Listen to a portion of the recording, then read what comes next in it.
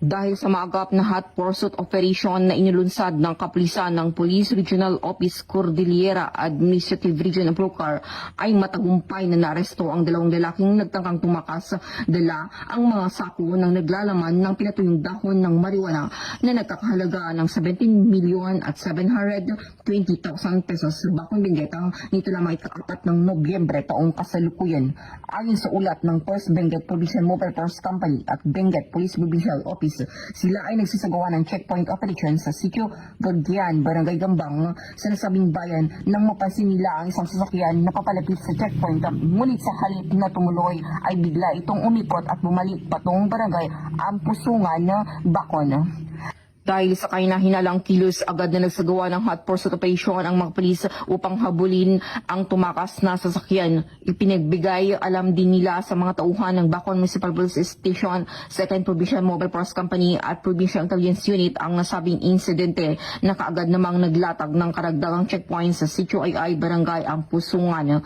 Dahil sa mabilis na aksyon ng kapulisan ay agad na natuntun ang naturang sasakyan sa Sitio Mugaw, Barangay Gambang. Mga 3 to 4 kilometers yung tinakbo ng patakas na mga suspect, and then hanggang sila nga po ay nahuli. Kinilala ang mga suspect bilang dalawang lalaki na may edad 25 years old at 24 years old na kapwa residente ng Parañaque City.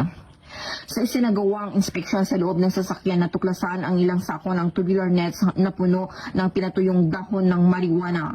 Ang mga nasabing sako ay naglalaman ng mga sumusunod: 127 tubular forms ng dried marijuana leaves na may kabuang timbang na 127 kilograms at may standard drug price na 15,240,000 pesos. Isang plain yellow sack na naglalaman ng 10.27 kilogram ng dried marijuana leaves na may standard drug price na 1,232,400 pesos at isang garbage bag na naglalaman ng 10.4 kilogram ng dried marijuana leaves at stocks na may SDP 1,248,000 pesos.